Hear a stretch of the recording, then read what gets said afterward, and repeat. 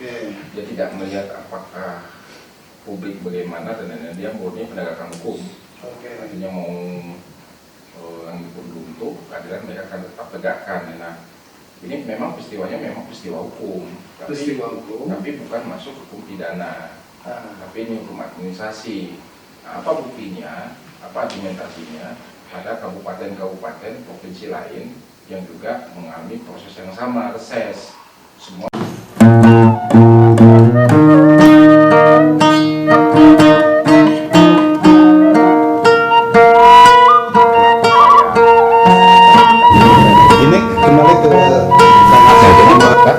pasti itu katanya udah sini.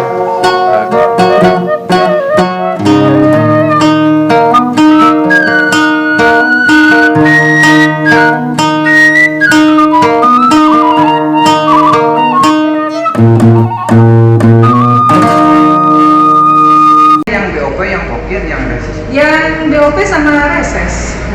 Kalau pokirnya gimana, Bu? Nah, kalau pokir itu kan terkait dengan pokok pikiran.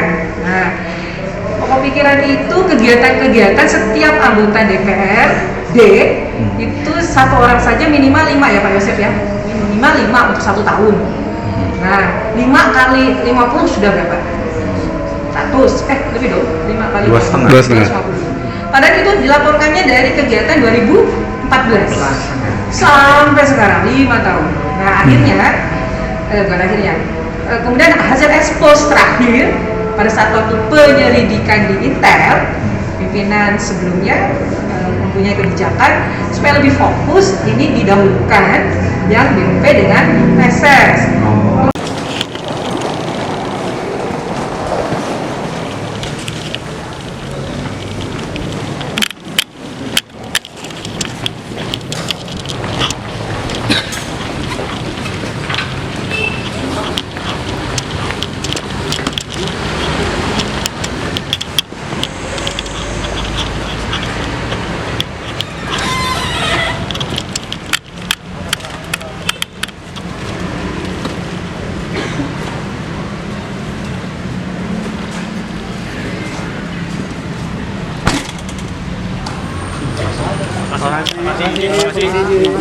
Yang diambil apa saja Pak? Yang digeledah apa saja Pak? Apa, Pak?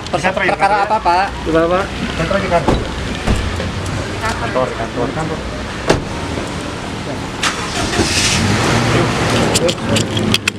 Assalamualaikum warahmatullahi wabarakatuh. Berjumpa kembali di program Guar Garut. Malam ini kita akan membahas suatu peristiwa di hari Rabu di mana gedung DPRD, gedung rakyat digeledah oleh Kejaksaan Negeri Garut. Maksudnya ada penggeledahan dari belakang dan depan. Kejaksaan masuk ke ruang sekretariat DPRD Garut. Ini peristiwa langka dan sejarah di Kabupaten Garut. Baru pertama kali rumah wakil rakyat dilakukan penggeledahan dari mulai jam 10 hingga jam 1 siang. Saat itu kawan-kawan awak media melakukan konfirmasi ke pihak kejaksaan, tetapi di lokasi gedung DPRD belum ada jawaban. Hanya dilakukan konferensi pers di kantor kejaksaan. Kawan-kawan awak media datang dan memberitakan di hari itu juga masyarakat Garut pada khususnya dan Indonesia pada umumnya menjadi tahu bahwa kantor DPRD dilakukan penggeledahan oleh Kejaksaan Negeri Garut. Lalu persoalannya apa? dikatakan oleh Ibu Kajari bahwa terkait penyalahgunaan atau ditemukan pidana terkait reses dan BOP. Nah, untuk itu kita menghadirkan kembali narasumber yang pernah membahas di tahun yang lalu terkait reses dan BOP termasuk pokir. Tetapi di kejadian kemarin tidak dibahas oleh pihak Kajari tentang pokir. Nah, untuk mengingat kembali bagaimana apa itu reses, apa itu pokir, apa itu BOP, lalu adakah temuan pidana di sana, kita ngobrol langsung dengan aktivis 98, kemudian beliau juga sebagai pendiri LBH Pajajaran. Tidak lain kawan kita yang sudah malang melintang di dunia peraktivisan, hari ini sudah maksud aktivitasnya di Jakarta, dan malam ini datang beliau sengaja untuk membahas ini. Bang Hasanuddin, selamat malam Bang Hasan. Terima kasih nih sudah bersedia hadir ke sini. Studio baru nih Bang. Iya, ada kemajuan. Alhamdulillah. Nanti tinggal dibesarkan. Bang nih, mungkin sudah dengar ya terkait penggeledahan kejaksaan atau kantor rakyat gedung DPRD. Kita kan tahun lalu pernah membahas ini. Iya. Tapi ini sudah penyidikan ya. Iya. Bisa saja di kemudian hari kejaksaan mengumumkan siapa yang harus bertanggung jawab, tersangka. Nah, tapi sebelum sana, peristiwa ini bagaimana menurut Abang tentang kasus ini? Ya sebenarnya Pak Tak, setahun yang lalu itu waktu kita juga membicarakan ini, statusnya sudah penyidikan yang kita ketahui ini kan. Ya. Karena pada waktu itu terjadi perdebatan polemik terkait salah satu pimpinan yang tidak hadir, berhalangan hadir karena ada miskomunikasi sehingga sempat ramai kan pada waktu itu. Namun pada saat itu kita meminta bahwa jelaskan itu apa yang disangkakan oleh kejaksaan ya gitu, terkait apa itu BOP, pokir, termasuk reses kan. Nah, karena persoalan ini penting, jangan-jangan ini belum diketahui apa yang dimaksud dengan 3 hal tersebut gitu kan. Ya. Nah, karena itu kita berpendapat pada waktu itu kan bahwa sebenarnya ini bukan peristiwa pidana. Kalau bukan peristiwa pidana ya? Iya, gitu. Itu pada waktu itu ya kita sampaikan, dan tetap karena ada 2 pendapat Pak terkait BOP dan reses ya saya lihat. Nah, kemarin kita harus apresiasi karena penggeledahan ini kan salah satu cara ya untuk mendapatkan alat bukti itu dalam penyidikan, dan itu ya peristiwa biasa sebenarnya nggak ada. Ya. Tapi karena yang jadi tidak biasa ini di gedung DPRD kan. Ini pertama kali ya Pak? Ya sejarah lah. Gitu. Hebat kejaksaan berani melakukan penggeledahan. Ya. Yang lebih hebat lagi, DPRD juga tidak merespon apapun kan. Gitu. Entah kenapa ya gitu. Nah, saya sebagai warga negara juga mau berkontribusi untuk menyampaikan, karena sesuatu yang kita ketahui, sesuatu yang kita dengar, atau sesuatu yang kita pikirkan terkait peristiwa ini, ya kalau kita ketahui perlu kita sampaikan ya. Gitu. Nah, karena bagaimanapun kan kalau kita lihat adalah ini kan sudah jelas nih dari penjelasan singkat ya, meskipun singkat, saya akhirnya kan kita bisa menduga-duga ya dengan pernyataan singkat dari Ibu Kejaksaan kan bahwa peristiwa ini adalah pertama peristiwa 2014 dan 2019. Oh iya, betul. Itu artinya bahwa sebenarnya bukan pada DPRD yang sekarang. Ya. Bukan pada anggota DPRD yang sekarang, karena DPRD sekarang ini 2019 dan sampai 2024 kan. Jadi ini sebenarnya adalah peristiwa yang kita tangkap, ini juga dijelaskan kan, adalah peristiwa yang dilakukan, patut diduga dilakukan oleh anggota DPD lama pada yang lalu 2014-2019 gitu lah. Itu satu, karena di situ dijelaskan tempusnya kan, peristiwanya itu ya 2014-2019. Nah, terkait pada peristiwa apa, yaitu BOP, berarti pimpinan lama, bukan pimpinan yang sekarang Pak. BOP kaitan dengan BOP lama, pimpinan lama, biaya operasional pimpinan lama, dan reses anggota DPD yang lama 2014-2019 gitu. Nah, karena peristiwanya di situ dijelaskan di tempus itu Pak, di waktu itu kan. Jadi sebenarnya bukan pada 2019 2024, tapi 2012 2014 hingga 2019 ya. Pada dua peristiwa yang patut diduga itu adalah peristiwa mata anggarannya itu biaya operasional pimpinan dan reses gitu.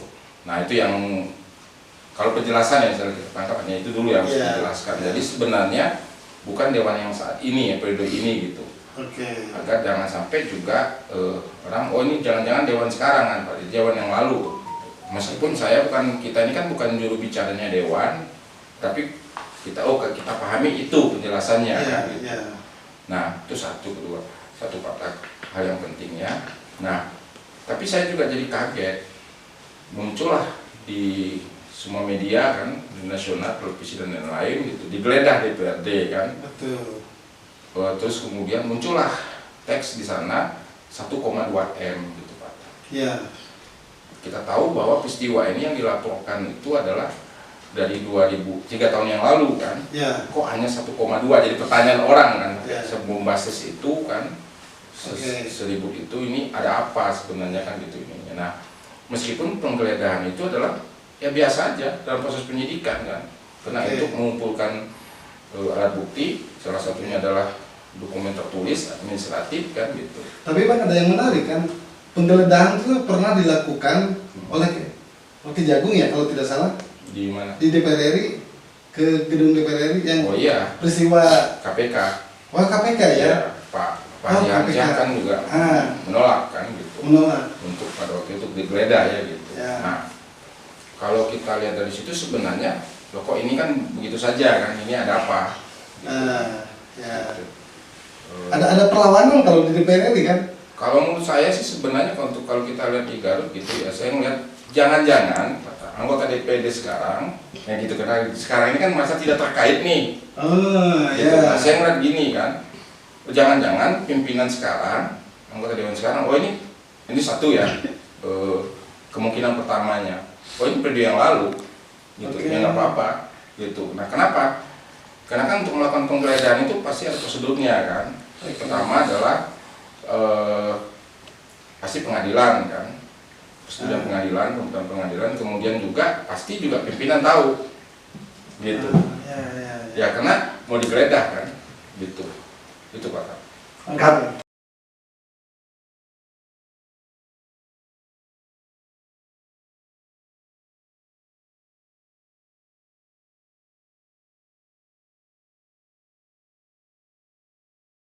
Oke Pak, kita kembali ke bahwa peristiwa ini terkait anggota dewan yang lama ya, periode 2014-2019.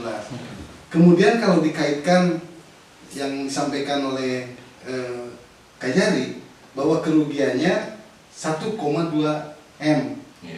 Kalau dihitung 5 tahun kan Pak? Terus dari sumber mana? BOP atau reses? Karena hanya dua itu yang disebutkan oleh Kejari. Sebenarnya gini Pak, kita runut satu persatu ya gitu. BOP ini kan biaya operasional pimpinan. Itu hak protokoler, hak inisiatif DPRD sebagai institusi bahwa pimpinan juga mendapatkan hak keuangan ya gitu untuk operasionalnya ya gitu. Kedua melekat untuk itu. Kedua reses ini kan seperti yang pernah kita juga diskusikan pada setahun yang lalu, kan itu sebenarnya kegiatan di luar yang wajib dilakukan untuk menampung di luar gedung DPRD ya, untuk menampung menindaklanjuti aspirasi masyarakat. Hanya di situ ininya kan. Ya. Bentuknya seperti apa, bagaimana ini tidak diatur. Oke. Apa reses, yang penting mereka mengunjungi untuk menyerap. Jadi bisa dilakukan mengumpulkan orang, itu ditafsirkan begitu, mengunjungi atau bagaimana itu enggak ini. Yang penting mereka menyerap penapung gitu. Nah, Ya. lalu itu satu Pak. Karena di 2014-2019 tentang reses ini, maka kita harus juga lihat pada aturan pada waktu itu. Ya. Nah, karena aturan kan sudah ada berubah-ubah nih kan gitu. Nah, pada waktu itu juga yang harus menjadi standar aturannya kita harus lihat adalah terkait PP nomor 18 tahun 2017 tentang hak protokoler. PP berapa? PP 18 2017. Oke. Nah, di situ disebutkan di dalam PP itu adalah reses itu adalah tunjangan. Tunjangan yang diberikan kepada DPRD, bentuk penghasilan yang diberikan DPRD sehubungan mereka menjalankan tugas-tugas reses ini, Pak. Nah, tunjangan ini diberikan sesuai dengan kemampuan keuangan daerah. Nah, potensinya menurut saya kan harus kita diskusikan ini soal apakah dia bagian pidana, peristiwa pidana atau bukan gitu. Nah, peristiwanya adalah pertama begini, apabila dia misalnya melampaui kemampuan keuangan daerah, itu baru muncul masalah. Gitu, karena di situ diatur bahwa sesuai dengan kemampuan keuangan daerah, gitu kan, diberikan anggaran. Dan itu setiap reses itu sama pasti, gitu. Setiap anggota dewan itu sama nilainya ya, gitu. Karena sesuai dengan kemampuan dan itu berdasarkan putusan bersama ya, gitu. Perda lah, gitu. Nah, tapi rumusannya sudah jelas. Nah, mungkin kedua, karena dia tugas yang menampung melanjutin untuk menyerap, karena tugas dari DPD untuk dia akan tahu kan memperjuangkan aspirasi masyarakat, dia harus berkunjung apa yang baik terkait soal legislasi maupun terkait anggaran maupun temuan-temuan pembangunan ya, gitu, fungsi menjalankan pengungsian. Nah, itulah melekatlah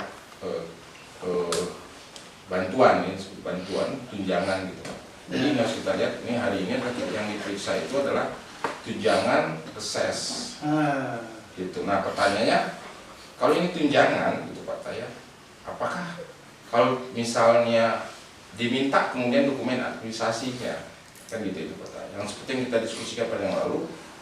Nah, jadi rancu Pak, siapa yang mendokumentasi, mengadministrasikan. Jadi hari ini yang digeledah itu adalah dokumen administrasi yang sebenarnya kita sudah tahu, gitu kan, yang pasti secara administratif dia tidak terdokumentasikan, gitu. Nah, pertanyaannya ada 1,2 yang kemungkinan dokumentasinya tuh sulit ditemukan. Karena itulah perlu dilakukan penggeledahan gitu kan. Nah, apakah maka saya berpendapat kalau tidak kooperatif itu di situ. Gitu. Dewan yang tidak kooperatif ini yang terkait yang 1,2 M ini, Pak. Gitu. Karena yang sudah kooperatif saya yakin ini sudah ada yang kooperatif. Cek aja nanti tinggal gitu. Yang sudah kooperatif ini sudah bisa diselesaikan. Ya. Gitu. Oh, itu yang maksud tidak kooperatif abang di berita online harian Garut ya? Dan Gosip Garut tuh? Ya, karena kan ini Pak, karena dia minta dokumen, kejaksaan butuh dokumen administrasinya gitu terkait soal penggunaan reses ini kan. Ada banyak termasuk dasar hukumnya, muat apa dan yang termasuk sebagaimana yang dimintakan misalnya bukti-buktinya ya dilakukan dan yang masuk dokumentasi dilakukan atau tidak segala macam lah gitu kan. Maka tersisa yang tidak bisa dipertanggungjawabkan itu patut diduga 1,2 M gitu Pak. Yang lainnya sudah bisa dipertanggungjawabkan. Nah, apakah pertanggungjawab itu karena memang ada laporannya sudah selesai, dugaan ini Pak Taya. Karena juga sama pihak kejaksaan juga melakukan proses juga tidak bisa menyatakan pasti bahwa sudah ada ya gitu. Nah, tapi balik lagi Pak, karena ini tunjangan gitu. Maka pertanyaan kalau kita misalnya ini adalah sistematikanya adalah kalau ini gelar perkara, apakah tunjangan reses ini misalnya masuk wilayah pidana atau tidak? Nah, itu satu. Itu ini Pak yang harus ditekankan. Karena kalau ini ternyata bukan wilayah, bukan bagian dari peristiwa pidana, maka untuk apa kita masuk ke tahap keduanya? Tahap keduanya apa? Yaitu menemukan unsur-unsur pasal yang disangkakan gitu Pak. Gitu. Nah, saya berpendapat karena pasti akan ada dua perbedaan pendapat Pak. Yang pihak satu yang melaporkan ini peristiwa pidana. Nah, peristiwa pidana ya? Ya, ada pihak yang berpendapat begitu ya. Oh iya. Nah, saya termasuk pihak yang berpendapat tunjangan ini bukan peristiwa pidana yang diperiksa ini, reses ini gitu Pak. Bukan peristiwa pidana gitu. Nah, oke, kalau kita masuk ke secara objektif, masuk kemudian kenapa kalau ini peristiwa pidana, maka kemudian ketemulah unsur pasal yang disangkakan. Artinya undang-undang yang dilanggar atau keundangan yang dilanggar ya disimpangi misalnya. Nah, maka kita balik lagi kepada pasal undang-undang mana, peraturan mana yang ini terkait pasal-pasal ini kan Pak. Yaitu yang pasti PP 18 tahun 2017 itu. Nah, di mana di sana disebutkan bahwa reses itu adalah tunjangan. Balik lagi ke situ Pak. Oke. Nah, pertanyaan sekarang, apakah ada ini kan untuk standar kita melanggar atau tidak gitu kan Pak. Karena di dalam PP itu tidak ada penjelasan lebih jelas lagi, misalnya apabila tidak dilaksanakan atau bagaimana aturan-aturan, tidak ada sanksi atau apa gitu, nggak ada Pak. Nah, lalu kemudian kalau kita kaitkan dengan undang-undang tindak pidana korupsi, kan gitu kan, ini kan langsung dugaan telah terjadi tindak pidana korupsi, maka juga kita juga menemukan kesulitan kedua. Apa? Pertama, apakah dia perbuatan melawan hukum? Pasal 2. Kemudian apakah dia penyalahgunaan wewenang? Apakah kemudian ini masuk ke peristiwa gratifikasi atau bukan? Tentu agak susah nanti mengkoneksikannya kan gitu Pak. Gitu. Nah, kenapa ini tunjangan? Dan ini berlaku senasional, ini sistem gitu. Maka menurut saya ini bukan masuk wilayah pidana, tetapi wilayah administrasi negara. Artinya menurut Abang bahwa reses ini tidak tepat ya? Jadi ada dua hukumnya ini. Apa kita lihat dalam perspektif hukum pidana atau hukum administrasi negara? Nah, saya melihatnya dalam perspektif hukum administrasi negara. Semua bicara hukum Pak. Nah, kalau dalam perspektif administrasi negara tentu berbeda dengan peristiwa ini ya. Kita harus masuk dulu dari peristiwa administrasi negaranya Pak. Itu dan di situ dinyatakan bahwa DPRD untuk menjalankan reses ini dia perlu diberikan tunjangan. Nah, apabila tunjangannya pertama kali melebihi kemampuan keuangan daerah, disitulah pelanggaran pertamanya. Maka di situ BPK sebagai lembaga yang mengaudit ini bisa menyebut ini melebihi keuangan, harus dikembalikan kemampuan keuangan negara. Nah, ini sudah sesuai, berarti tidak melebihi kemampuan keuangan misalnya, sudah sesuai dengan itu, maka kemudian diserahkan. Nah, pertanyaannya, apakah diawasin tidak penggunaan reses ini? Ya tentu diawasin. Mekanismenya apa? Mekanismenya adalah melalui dua Pak. Pertama adalah melalui partai politik. Gitu. Nah, setahu kita 2014 sampai 2019 tidak ada satu anggota DPRD yang diberhentikan karena tidak menjalankan reses oleh partainya. Gitu. Kenapa? Itu indikasinya karena itu pelanggaran berat. Kalau dia tidak menyerap menampung aspirasi. Artinya semua anggota dewan menjalankan reses. Ya, artinya logikanya begitu. Karena buktinya adalah tidak ada yang diberhentikan, ditegur atau apa, nggak ada sanksi dari partai. Kemudian mekanisme kedua adalah melalui badan kehormatan. Tidak ada anggota DPRD yang dilaporkan ke badan kehormatan yang tidak melaksanakan itu sampai di akhir masa jabatannya. Tidak ada satu surat pun pelanggaran yang dinyatakan oleh badan kehormatan. Maka kita bisa simpulkan bahwa satu konteksnya. Kedua harus kita lihat di era itu, kita harus lihat ya, di era itu membaca peristiwa itu di era itu dengan aturan. Di situ pada waktu itu kan ada TP4D Pak. Tim pengawal pembangunan pemerintahan, itu dipimpin oleh kejaksaan sendiri. Kan tidak ada temuan TP4D. Gitu Pak. Nah, BPK juga tidak ada gitu kan. Gitu ininya. Nah, lalu ya, jadi gini Pak. Ini pesan hukum memang dua-duanya. Yang perspektif tadinya peristiwa pidana, yang satu hukum pidana ya maksudnya, yang satu peristiwa hukum administrasi negara. Kalau hukum administrasi negara, bahwa kalau itu memang ditemukan ada pengembalian bentuknya. Pengembalian. Iya. Kalau dia peristiwa pidana tindak pidana korupsi gitu, ya dia harus masuk kemudian ke ditersangkakan, kemudian kan proses lebih lanjut, kemudian bisa ditahan, lalu kemudian dibawa ke pengadilan untuk disidangkan kan gitu Pak. Gitu. Nah, di administrasi juga sama gitu, potensi ada kerugian keuangan tapi ada pengembalian gitu Pak ininya. Pasti rekomendasinya ke sana lari ininya gitu. Meskipun pada akhirnya dua, kalau kita lihat apakah ada di dalam peristiwa pidana juga ada administrasi, tentu ada ya, gunaan wewenang ya misalnya, itu juga bersifat administratif, tetapi ini murni Pak, karena ini harus diingat kata kuncinya adalah tunjangan. Tunjangan. Iya. Oke. Ya, jadi tunjangan itu, dan itu menurut peraturan pemerintah, jadi bukan menurut saya, Pak. Jadi yang disebut harus dipajak unsur-unsur pasalnya itu adalah apa peristiwa pidana atau bukan. Itu cobalah itu dipelajari.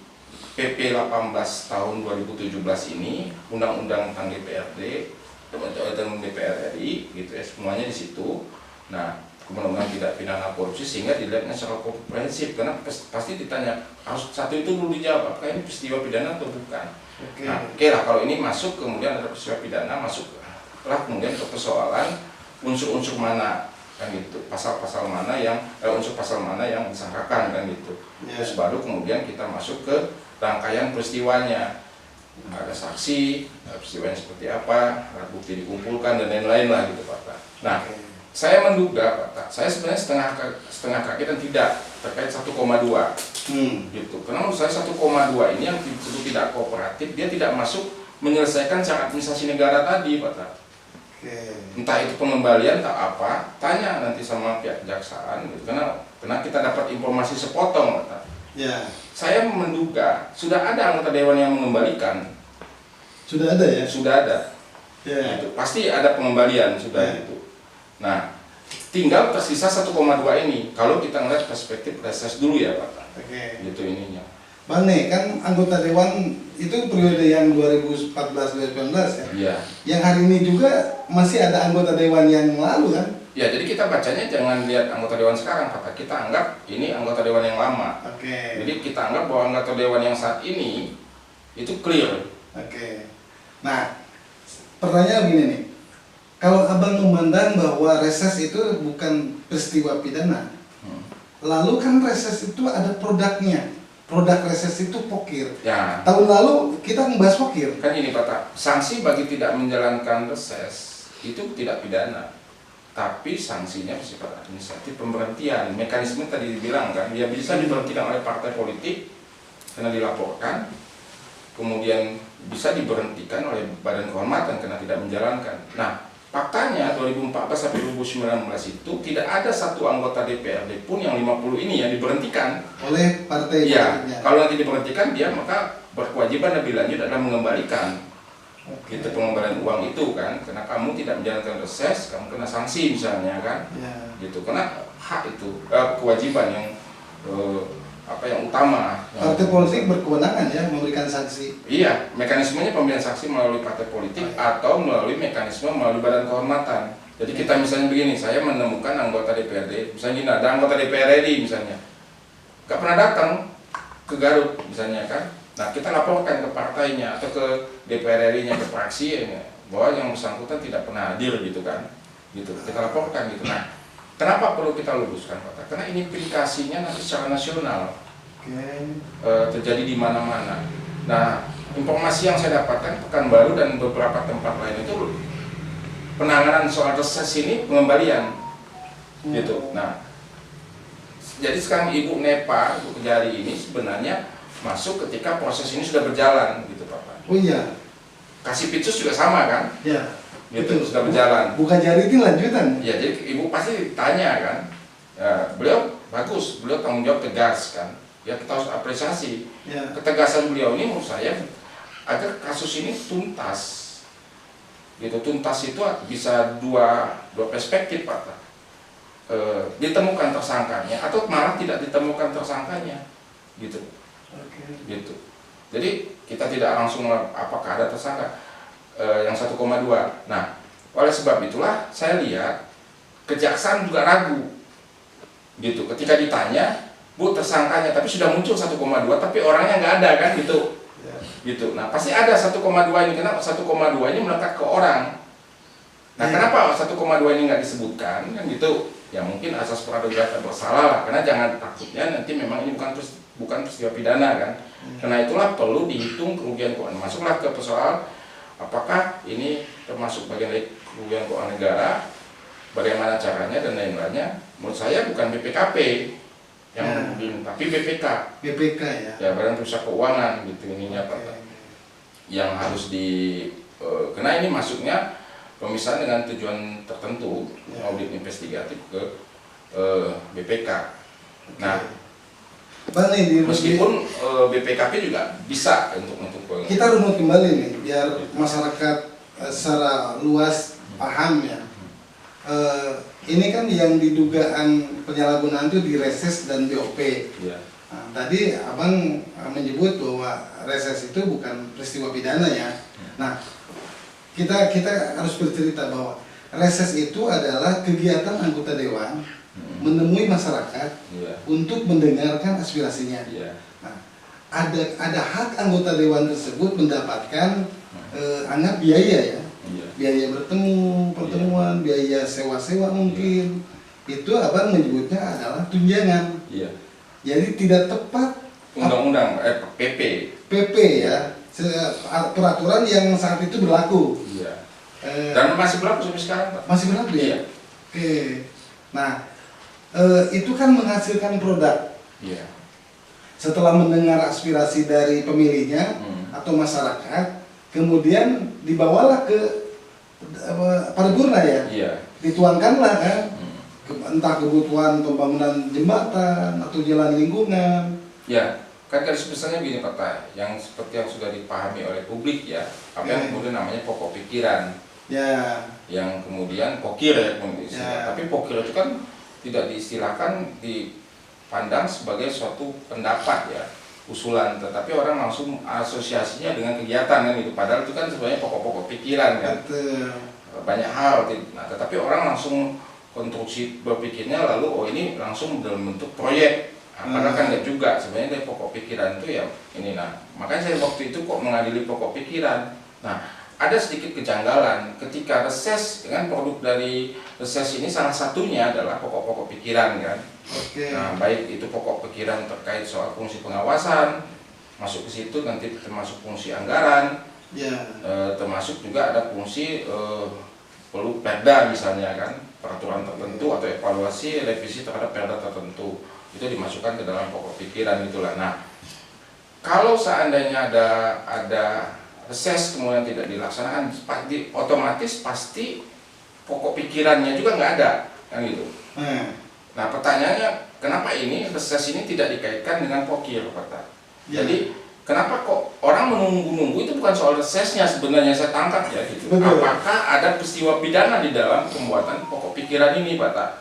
Itu yang kita tunggu itu kan sebanyak banyak pihak gitu kan. Karena potensinya itu adalah di pokok pikiran ini gitu. Nah, seperti rumor yang berkembang itu harus clear karena katanya ada jatah DPRD untuk mendapatkan pokir sekian miliar. Nah, kenapa tidak disentuh ke situ? Kenapa BOP dan pokir? Kenapa tidak di BOP dan reses? Kenapa tidak pokir? Jadi hilang salah satu, padahal kita tahu reses ini pokirnya produk dari reses gitu Pak.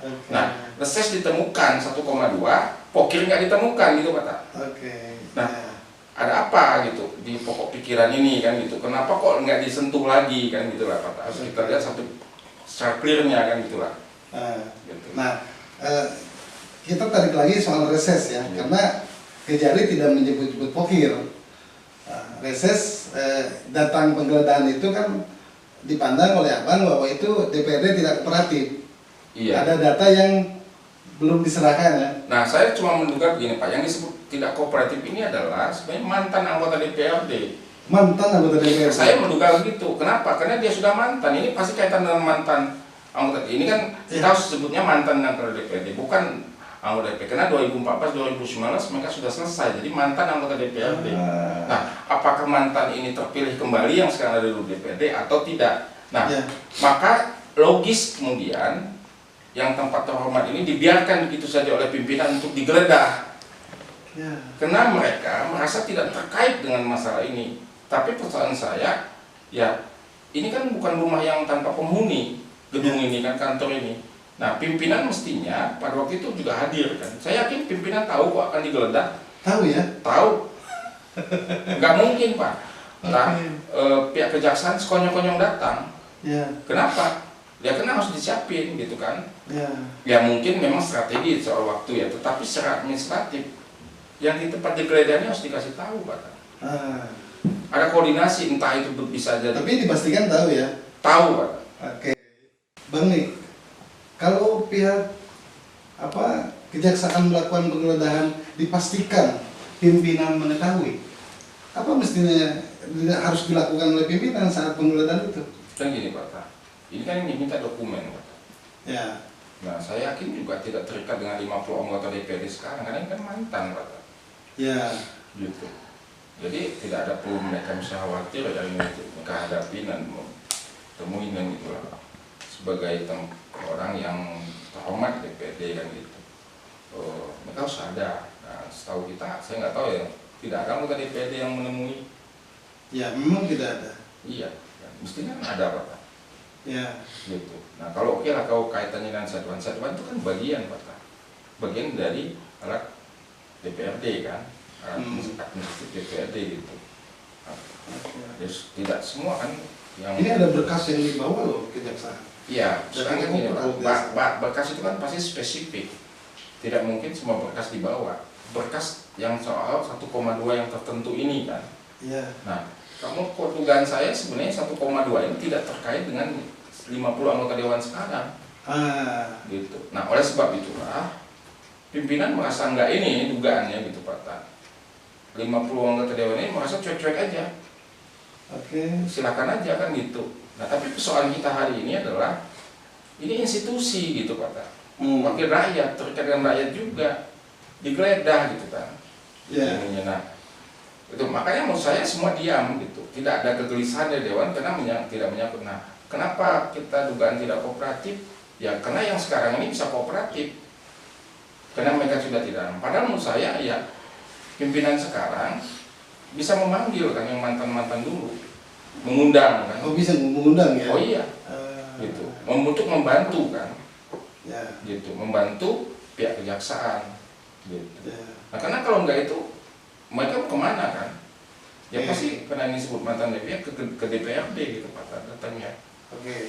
Jadi artinya penggeledahan yang dilakukan oleh kejaksaan itu yang 50 anggota dewan itu tidak begitu cemas. Ya pasti nggak cemas Pak. Lihat aja sekarang cemas nggak mereka enggak lah. Karena mereka beranggapan Pak ya. Saya menduga bahwa mereka tidak terkait lagi dengan yang soal 1,2 ini. Oke. Karena ya mereka sudah selesaikan yang ada yang mantan yang lama kemudian terpilih lagi itu dugaan saya sudah menyelesaikan temuan-temuan itu. Nah sekarang perlu keterbukaan dari pihak kejaksaan. Oke. Gitu.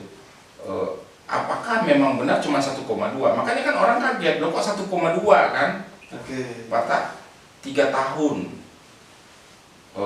proses ini melibatkan 50 anggota, betapa bombastis terkait soal opini terkait pemeriksaan BOP, Pokir. Lalu kemudian muncul 1,2. Oke.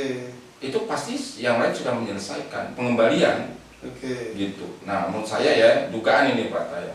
Ya soalnya kan setengah-setengah informasi yang kita dapatkan juga, tapi dugaan kuatnya itu Pak Taya. Oke. Nah, gitu. Nah, saya menangkap begini, 1,2 miliar itu tidak menjadi kecemasan para anggota dewan di periode ini. Iya. Karena ini persoalan yang periode 2014-2019. Iya. Lalu kemudian ada anggota dewan di periode lama terpilih kembali. Iya. Nah, dugaan abang mereka sudah mengembalikan. Sudah. Artinya yang terkait ya Pak ya. Yang terkait. Karena tidak semua yang jadi lagi itu terkait ya gitu. Oke. Nah. Artinya bisa saja dugaan kembali.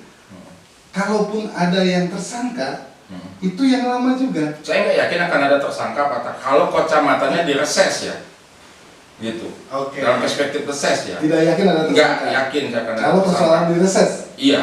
Oke. Kenapa? Karena ada keraguan juga di kejaksaan. Kejaksaan ragu. Iya. Yakin ragu? Yakin ragu.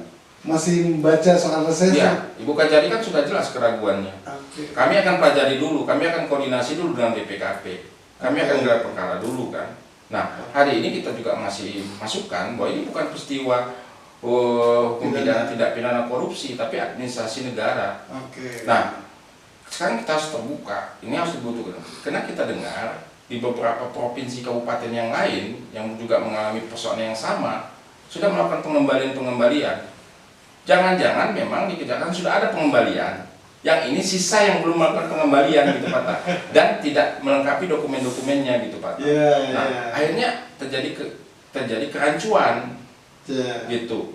Bagaimana mengatasi yang belum mengembalikan ini, yang tidak melengkapi gitu kan? Karena ini sudah administrasi negara gitu Pak. Kalau dikembalikan? Ya karena ini bukan, kalau saya tidak akan kembalikan Pak. Kalau abang menjadi anggota tunjangan, iya, saya laksanakan itu.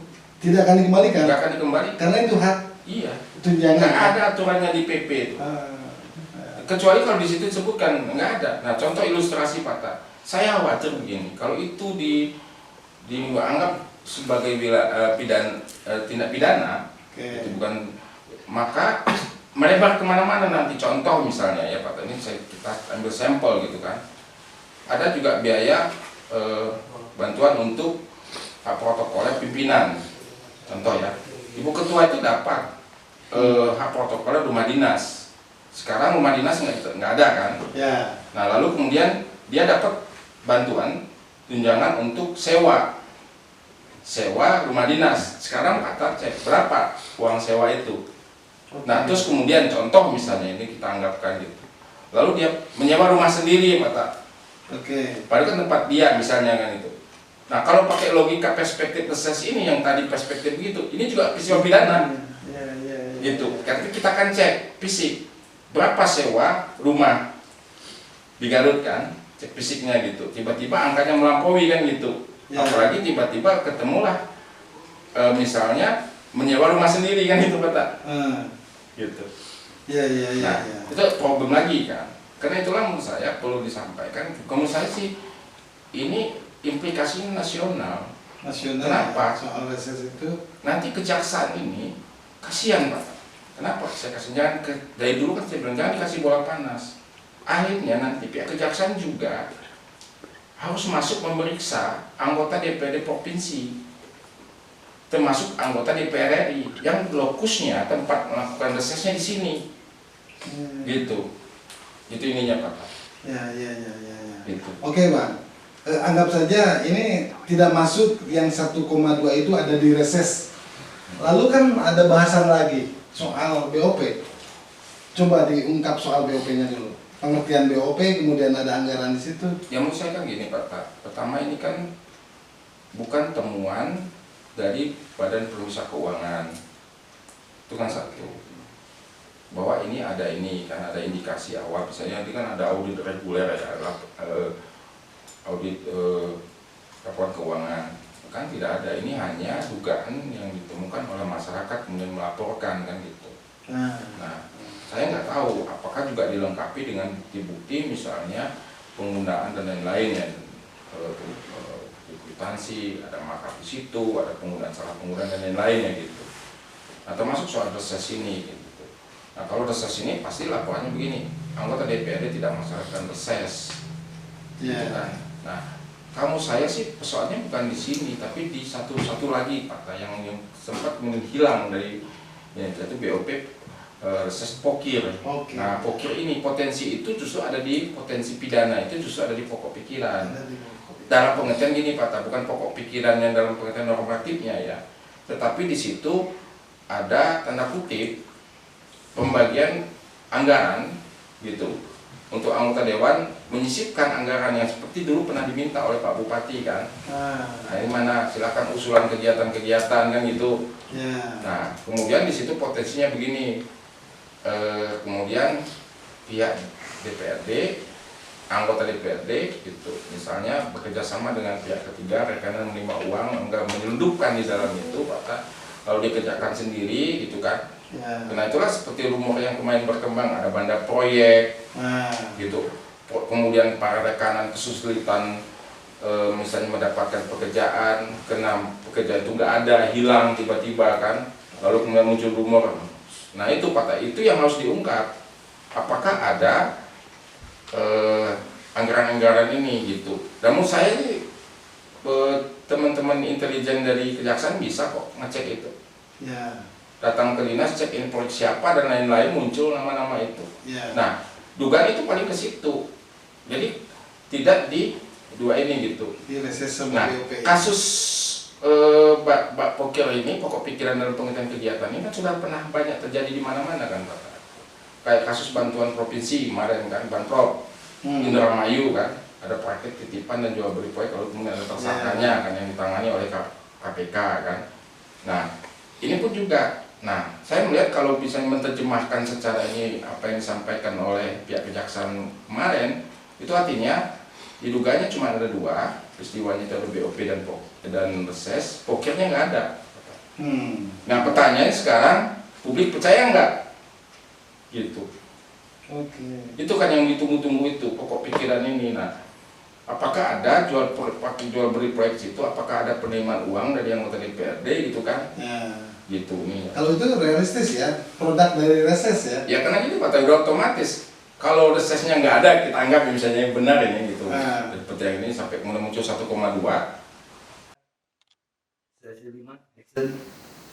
Bang nih, kalau pemikiran abang bahwa di reses dan di BOP itu tidak ada peristiwa pidana. Iya.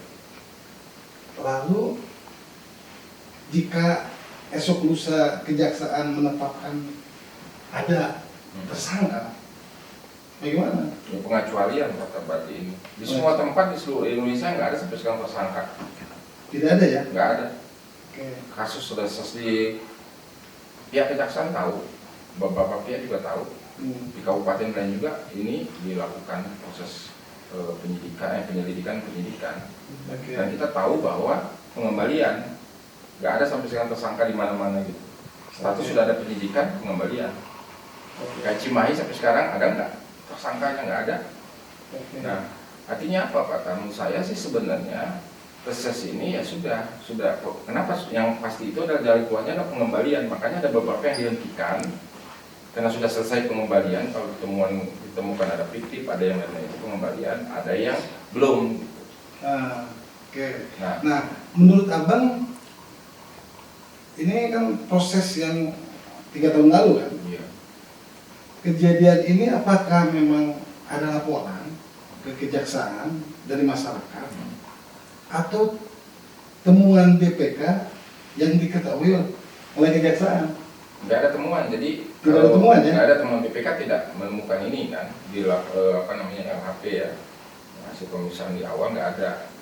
Itu hanya memang ada masyarakat yang menduga bahwa ada peristiwa pidana di sini. Menurut saya ya wajar ya masyarakat ini, dan harus diproses. Nah, tapi kejaksaan harus jelaskan itu. Menurut saya gini Pak, tahapan yang sekarang dilakukan itu mestinya gitu. DPRD itu ini kan agak unik, Dewan ini agak aneh. Dalam satu peristiwa waktu kita beberapa bulan yang lalu meminta dibentuk pansus beberapa pihak ya, dibentuk angket DPRD Bobono terkait Bupati Garut kan, karena diduga terjadi banyak penyimpangan. Bobono-bonong 50 anggota DPRD minta pendapat ahli, gitu kan, pendapat Pak ahli terkait apakah pansus bisa dibentuk atau tidak terkait materi yang bla bla bla ini kan Pak. Tapi kenapa dalam peristiwa ini yang menyangkut mereka ini kok kenapa DPRD tidak mengajukan pendapat ahli untuk kepentingan institusi, bukan orang per orangnya Pak. Yang kita hadirin itu institusinya Pak.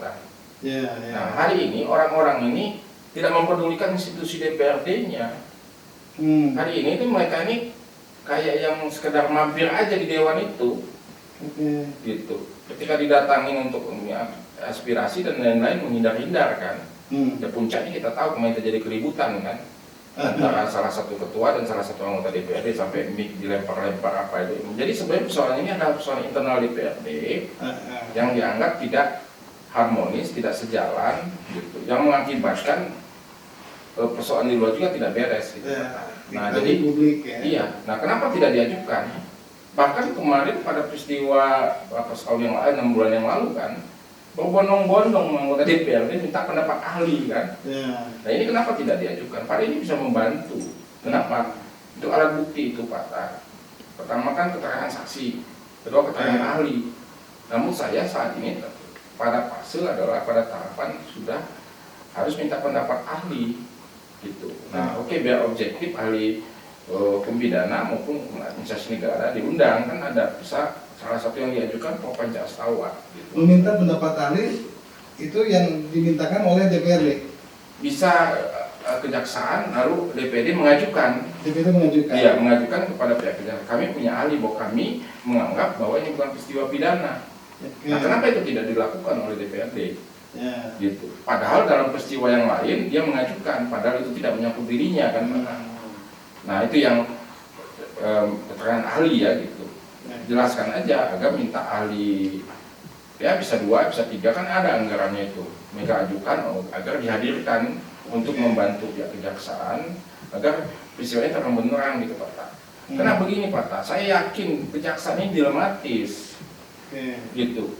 Nanti kalau dia tidak diteruskan nanti dituding kejaksaan. Jangan begitu kan. Diteruskan peristiwa pidananya mana gitu kan. Gitu. Karena saya sendiri berpendapat ini bukan peristiwa pidana terkait reses ini, karena ini tunjangan gitu Pak. Ya. Oke Bang. Lalu ini kan apa yang dilakukan oleh kejaksaan DPRD sekarang yang abang sebutkan bahwa ini bukan DPRD yang di periode ini. Iya. Nah, tetapi kan mesti ada tanggung jawab, mesti nggak? Iya dong. Harus melakukan apa DPRD? Ya karena ini kan bukan interpersonal putusan reses ini, itu institusi kan, kelembagaan. Bahwa itu kebijakan putusan lembaga kan. Karena itu ada perdanya, ada ininya dibagikan, semua terikat undang-undang bukan personal. Nah, saya melihat bahwa pimpinan sekarang selalu melihatnya secara personal. Ya, akhirnya mengurus masing-masing gitu. Gitu. Maka menurut saya sih sepanjang sejarah sejak 98 ketua DPRD sekarang paling buruk Pak. Paling buruk. Gitu. Kenapa? Ya ini buktinya kan gitu. Bayangkan gitu kan digeledah semua kaget, bahkan hari ini juga tidak ada pernyataan apapun. Tanggung jawab orang sebagai pimpinan itu harus muncul dong. Setuju tidak setuju penggeledahan gitu, atau kenapa kok dilakukan penggeledahan, bisa saya antarkan, bisa dikata ibu ketua kan. Atau 1,2 ini nanya apa yang 1,2 ini, karena tidak ada kaitan dengan jangan begini Pak, karena tidak ada kaitan dengan ibu pimpinan gitu. Ibu pimpinan lepas tangan aja, institusi jadi rusak gitu Pak. Makanya saya melihat bahwa tidak kooperatif itu banyak ya, tidak kooperatif pada orang yang terikat 1,2 maupun pimpinan sekarang tidak kooperatif gitu. Untuk menjelaskan kan, kalau misalnya ini terikat dengan yang lama gitu kan, tinggal dipanggil dokumen apa, jelaskan apa adanya gitu kan.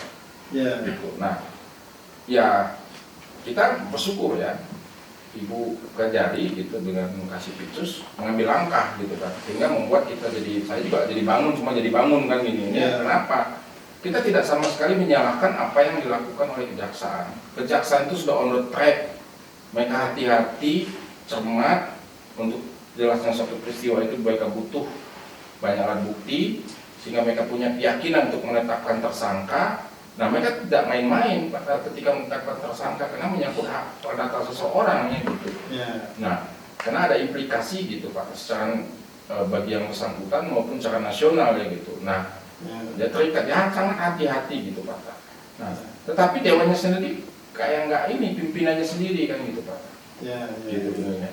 Nah, itu yang harus kita ini Pak. Jadi kenapa kok dewan DPRD ya 50 anggota dewan ini kok tidak bereaksi apa-apa? Gitu. Ya saya sih kuat dugaan karena bukan masalah mereka kok. Mereka sudah selesai. Jadi lepas sama mereka ini kan nggak benar ini Pak cara begini gitu. Lalu macam. Nah nanti kita mohon sekarang kejaksaan periksa itu ketua DPRD. Mulailah masuk dari berapa biaya sewa rumah dinasnya. Kalau nanti dicek fisik tidak berkesesuaian karena harga pasarnya sekian, ya itu kalau memang mau pakai perspektif reses model begini gitu Pak. Coba cek semua, dicek fisik semua. Nah meskipun saya berpendapat itu bukan peristiwa pidana. Artinya gini, kita nggak boleh setengah-setengah gitu Pak, harus utuh menjelaskan ini gitu Pak. Artinya kejaksaan penting juga mendengarkan pendapat ahli Pak. Ya saya nggak tahu apakah sudah dilakukan atau tidak ya, tetapi untuk alat bukti itu kan satu kenapa dalam pertama kan keterangan saksi itu diutamakan, ini peristiwa pidana. Kedua, keterangan ahli itu di urutan kedua, Pak. Penting untuk menentukan apakah ini peristiwa pidana atau tidak, unsur pasal mana yang disangkakan nanti kan. Nah, baru kemudian ketiganya surat gitu, Pak. Beda dengan misalnya kasus perdata ya, surat itu yang pertama. Jadi sebenarnya penggeledahan ini adalah alat bukti ketiga, Pak, strata ininya gitu. Nah, pertanyaan kita kan sudah belum. Nah, pertanyaan kemudian kedua adalah kenapa DPD tidak mengajukan saksi ahli? Gitu. Dari DPD Ini penting ya. penting, Pak. Ahli yang menyatakan karena gini, Pak, peristiwa ini sudah pernah terjadi dulu di tahun 2004 kalau nggak 2005 di zaman Pak Deddy Suryadi. Pak Iyos Sumantri, Pak Iyos. almarhum ya. Ya. Gitu. Nah, PP 110 yang kemudian ternyata kan bebas. Gitu. Dan itu memang se-Indonesia itu dimulai dari Garut, Pak. Nah, dan jangan sampai ini terulang lagi gitu, Pak. Persoalannya tidak sama, tidak identik sama, tapi nyaris sama gitu, Pak. Oke. Sama terkait soal protokolnya. Oke Bang, nih kita mangkap ya pembicaraan kita. Jadi ada beberapa poin yang kita dapatkan bahwa di situ tidak ada peristiwa pidana terkait reses dan BOP ya. Iya. Tapi tahun lalu kita membahas tuh pihak kejaksaan pernah menyebut pokir kan Iya. di media kan, di Iya. beberapa media menyebut pokir. Hari ini tidak sesuai yang kita terima konferensi pers kejaksaan itu ada temuannya di reses dan BOP. Nah, tapi ini terlepas analisa abang kan, walaupun kadang banyak benarnya kalau abang bicara nih. Esok lusa kejaksaan menetapkan tersangka,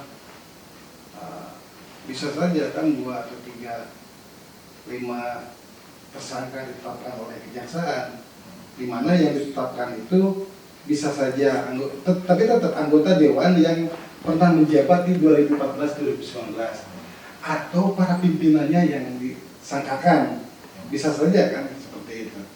Nah, apakah temuan yang dilakukan oleh kejaksaan, temuan kan oleh kejaksaan dan menetapkan tersangka itu dugaan ini memang tembang pilih atau hanya mengakomodir tuntutan masyarakat agar kasus pokir dan BOP ini diungkap atau seperti apa, Bang? Kalau saya gini, Pak, kejaksaan ini kan murni penegakan hukum. Dia tidak melihat apakah publik bagaimana dan lain-lain, dia murni penegakan hukum. Artinya mau yang dituntut, keadilan mereka akan tetap tegakkan. Nah, ini memang peristiwanya memang peristiwa hukum, tapi bukan masuk hukum pidana. Tapi ini hukum administrasi. Nah, apa buktinya, apa argumentasinya? Ada kabupaten-kabupaten provinsi lain yang juga mengalami proses yang sama, reses. Semua berujung di pada pengembalian. Nah, itu di administrasi kan gitu. Nah, itu satu. Jadi kalau saya dugaan tidak mungkin kemudian masuk ke tersangka gitu, Pak. Cuman hanya saja kan ada 1,2 yang tidak kooperatif gitu lah. Pertanyaannya, di luar 1,2 ini kooperatif, Pak. Gitu. Ada yang lainnya di luar 1,2 ini. Nah, kita ya buka saja, pasti ada ini gitu, nggak mungkin. Jadi kerugian temuan itu sebetulnya bukan sebesar itu ya? Jadi temuan itu pengertiannya kalau pakai parameter yang ada bahwa ini memang ada pelanggarannya, ada temuan ya, Pak. Temuan yang bersifat administratif ini mereka pasti yakin sudah mengembalikan. Nah, yang sisanya 1,2 ini, kenapa ini begitu membuatnya nggak logis? 3 tahun meriksa 50 anggota DPRD, tempusnya waktunya 5 tahun 2014-2019 hanya ketemu 1,2 gitu. Itu yang kemudian walaupun 1,2 kan, menurut saya sih lebih dari 1,2, tetapi yang lainnya sudah dapat diselesaikan secara administratif. Gitu. Nanti cek saja nanti ininya Pak ya gitu, kebenarannya gitu. Nah, ini sisanya 1,2 ini gitu. Nah, yang perlu ya memang pasti tidak susah mereka menemukan dokumen administrasinya gitu. Karena yang ini sudah selesai gitu. Nah, Ini dugaan Pak ya gitu. Karena kita dikasih informasi yang juga sepotong-sepotong gitu. Nah, maka kalau kita pakai perbandingan provinsi kabupaten lain yang juga mengalami serupa, kan sederhana tuh, tidak ada sampai sekarang tetapkan tersangka. Dan saya yakin juga ini juga menjadi pertimbangan hukum dari pihak Kejaksaan Garut gitu Pak. Gitu. Karena kan juga ada pertanyaan nanti perdebatan pengembalian apakah bisa menghapus pidana dan lain-lain, nanti perdebatan lainnya ya gitu Pak. Gitu ini. Nah, itu jadi itu. Nah, kuat dugaan juga 50 anggota DPD ini clear yang sekarang ini. Karena itu mereka acuh tak acuh, mau digeledah mau apa silakan aja. Padahal kalau kita menurut prinsipnya, lo ini rumah rakyat dong. Sepatutnya tidak begitu ya? Iya, kan harus ada konvensi pers, ada penjelasan dari ini kan, dari pihak DPRD gitu. Kenapa? Mereka ini kan hanya 5 tahun Pak. Setelah mereka nggak ada, dampaknya begini Pak. Nanti posisi pengawasan ke eksekutif itu juga menjadi kendor Pak. Gitu. Kita tahu kan, dia nggak bisa ngawasin eksekutif gitu. Nantinya juga orang akan mencemooh gimana mengawasin eksekutif gitu. Dan juga ada masalah kok. Jadi krisis legitimasi. Nah, hari ini saya kenapa ingin menyampaikan ini, krisis legitimasi ini harus kita selamatkan. Jangan sampai, karena kita butuh DPD untuk mengawasi. Karena sejak dari awal pusat korupsi itu ada di eksekutif. Gitu. Nah, kalau kemudian Dewan karena hal ini terdelegitimasi, posisinya opini jadi kita negatif, dia nggak bisa melakukan apa, pasti ngawasin eksekutif siapa, bupati dan lain-lainnya gitu Pak. Gitu ininya. Nah, menurut saya juga jangan dibiarkan oleh eksekutif. Kan di sana ada inspektorat. Kenapa inspektorat juga diam? Gitu. Inspektorat juga harus dong menjadi salah satu yang memberikan keterangan ke pihak kejaksaan. Gitu. Nah, ini inspektorat saya nggak tahu ya apakah ini, setahu saya inspektor jangan anggap ini. Nah, kenapa hari ini yang jadi korban itu Setwan pasti. Setwan itu korban pada saya lihat gitu. Padahal Setwan ini adalah perangkat administratif. Nggak tahu menahu mereka. Mereka serba salah, pasti mau memberikan dokumen-dokumen apa, mau membuat apa. Nah, apalagi yang saya juga lihat lucu kan Pak. Saya dapat informasi katanya ya, tapi ini baru dugaan yang disita salah satunya adalah printer kan. Apa kaitan relevansinya printer dengan dokumen? Kalau dia misalnya disita itu adalah komputer, karena di situ tempat menyimpan dokumen, karena printer ini bukan alat menyimpan dokumen administratif, gitu Pak. Printer ya? Ya informasinya ya kena dengan gitu. Nah, koordinasinya nggak ada ya misalnya. Nah, pasti pada ada printer yang ada komputer yang ini ya, karena di situ ada software, ada data, ada apa dan lain-lain gitu. Gitu. Atau saya melihat ya bisa aja kan, mungkin penggeledahan bisa aja kejaksaan menemukan hal yang baru kan gitu. Ya bisa aja. Ya saya berharap ada temuan barunya kaitan dengan pokirnya Pak. Tapi sampai sekarang karena positif thinking aja kan, dipastikan tidak ada kasus pokir. Yang ada itu dugaan kasus BOP dan reses pada periode DPD lama. Bang, bisa aja nih para mantan anggota DPD nih cukup panik juga ya yang sudah tidak terpilih lagi. Tapi kan nggak boleh diskriminatif. Gitu. Karena publik akan nanya, kok kenapa ini yang belum dikembalikan, bagaimana pengembalian yang lainnya kan gitu. Akan dijawab itu, masa 1,2 ya. Gitu. Nah, akhirnya tapi menurut saya kita tidak boleh terjebak ke situ. Kita hanya ingin membantu sebagai membantu ya. Sebelum ini berkembang jauh, nanti adalah tolong dicermati apakah ini peristiwa pidana atau bukan. Itu satu. Nah, siapa yang berkompeten menjelaskan itu, memiliki kualifikasi dan kompetensi, menurut saya ahli. Nah, saatnya sekarang semua fokus pada meminta keterangan ahli. Gitu, keterangan ahli, meskipun juga nanti apakah ini peristiwa pidana bukan juga nanti dihitung oleh, dipelajari juga oleh misalnya BPK, tapi bukan BPKP Pak. Jadi BPK ya, karena juga di situ kalau ada kerugian keuangan negara yang berpotensi hukum, misalnya dan pidana, nanti akan disebutkan siapa-siapa dan lain-lainnya, pasal mana, unsur mana, dan undang-undang mana yang dilanggar, PP yang mana. Tapi saya sudah bisa menerka kata gitu. Ketika kita bicara unsur pasal mana yang disangkakan, ini pasti terkait soal PP 18 tahun 2017 dan kita tahu kata kunci di situ adalah tunjangan gitu. Masuknya rumpun penghasilan gitu kata. Nah, jadi daripada kita bolak-balik mengeluarkan energi yang enggak ini gitu, kejaksaan ini harus segera menurut saya minta keterangan ahli. Bisa agar objektif silakan pihak kejaksaan ini, atau agar ini juga objektif DPD juga mengajukan keterangan ahli gitu kan. Kamu saya ya Prof. Panca Astawa itu bisa menjelaskan. Kamu saya objektif Pak. Kalau memang kalau ditanya dugaan kuat tindak pidana jadi mana? Justru ada di Pokir. Ada di Pokir. Potensinya Pak. Kenapa? Rumor itu berkembang soal bandar proyek gitu. Nah, siapa ininya dan lain-lain kan. Nama-nama itu sudah muncul, misalnya ada banyak itu. Justru di Pokir, orang menanti-nanti di Pokir gitu Pak. Pokok pikiran ini agar di-clearkan dari intervensi jual beli proyek dan lain-lain gitu. Termasuk juga terkait bantuan provinsi kan. Gitu. Nah, Bang nih, bagaimanapun juga peristiwa penggeledahan ini memilukan ya. Peristiwa langka, dan ini baru terjadi di periode ini. Ada APH yang melakukan penggeledahan, yaitu kejaksaan yang ketiga ini. Terlepas mungkin bisa saja yang tadi dikatakan Abang, ada temuan baru terkait penggeledahan kan, ada 3 kopra kalau tidak salah dibawa ke kejaksaan gitu.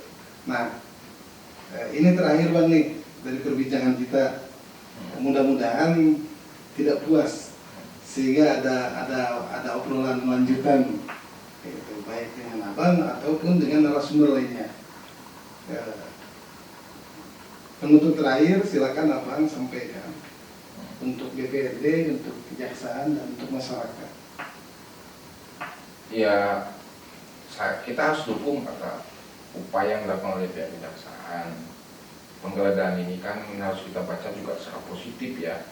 Itu bagian dari penyidikan untuk mencari alat bukti, dokumen, surat dan lain-lain gitu kan. Jadi sebenarnya peristiwa biasa. Yang kemudian jadi masalah, yang jadi tidak biasa itu adalah ini digeledah di DPRD dan DPD diam kan gitu. Nah, diam itu artinya tidak ada komentar menjelaskan ke publik kan gitu.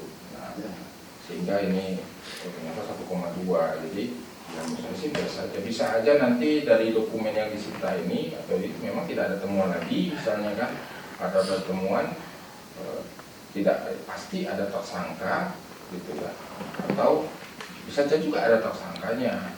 Tapi kalau ditanya ke saya pendapatnya, menurut saya ya harus masuk kepada bukan ke keterangan ketiga bukti ketiga ya di dalam Mirati ini adalah bukti surat, tapi coba masuk juga ke bukti keduanya selain saksi, itu keterangan ahli.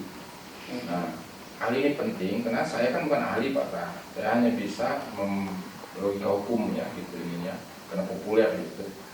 Ya kita minta penafsiran. Ini harus diajukan oleh DPRD gitu. Nah, entah itu sudah dilakukan atau tidak, kita nggak tahu gitu. Karena DPD juga pernah dulu mengajukan ahli di dalam peristiwa yang justru terkait soal permintaan masyarakat terkait soal properti. Bayangkan Pak Kata, ini kan aneh jadinya. Pimpinan berbondong-bondong dengan 50 anggota DPRD bertemu di Bandung di salah satu hotel untuk melobi ahli terkait soal tekanan publik kepada Bupati Garut misalnya kan gitu. Nah, ini enggak gitu kan. Nah, saya nggak tahu ada apa ini aneh gitu kan. Nah, jadi keterangan ahli itu penting ya. Jadi kesimpulannya keterangan ahli penting ya. Ya, oleh sebab itu menurut saya pentingnya sekali.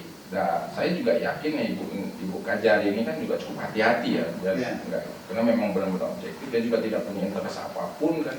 Hanya semata-mata kalau memang ada peristiwa pidana, dia akan lanjutkan. Kalau tidak ada ya dia pasti akan ini. Nah, tapi yang anehnya itu malah makanya tidak kooperatif DPRD ini Pak.